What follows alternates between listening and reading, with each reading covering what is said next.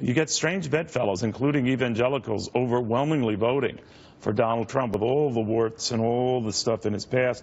Tony Perkins was one of the first to say that to me. Of course, the Family Research Council president with me right now raised eyebrows when he announced his support for Mr. Trump and said that he had looked beyond just some of the personal qualities of Mr. Trump, but just the message that he was sending.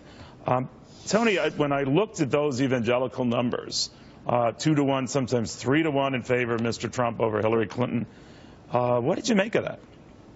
Well, Neil, you're right. He actually set records, getting 81% of the evangelical vote yesterday. And I think, look, what it boils down to is the same process I went through. You look at the choice before us, and you look at what he did. First, he chose a pro-life conservative running mate.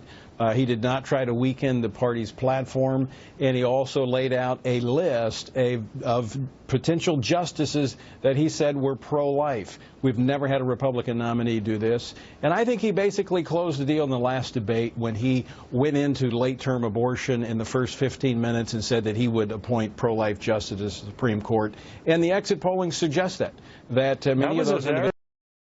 Tony, you're right. I failed to see the magnitude of it until they did tracking polls the next day to say that, particularly among women, that stuck. I was surprised at that. It was because there were a lot of evangelicals, quite frankly, that were sitting on the sidelines, and they were ambivalent about the choice before him. In fact, even hostile toward the choice that was before them. But when he was so clear and concise about his pro-life views and the issue of late-term abortion, that closed the deal for many of them. Let me ask you finally, as a man who tried to do the right thing and bridge divides, there's a lot of pressure on Donald Trump, a lot of pressure on Democrats to get along, to get past the nastiness of the campaign, but not to completely cave to the other. It's a delicate balance. Ronald Reagan was good at it. I think Bill Clinton, when the Republicans took over the House, was very good at it. How do you think Donald Trump will be at it? Well, you know, there are times, actually, when I've sat down with him in private, others have said the same thing. When they sit with him in private, he's a much different individual than when he is on the stage. It's almost as if he flips a switch to become an entertainer on the stage. In person, he's a very, I'm going to use this word, it's going to shock some people, but he has humility about it. And he actually sits and he listens and he's respectful.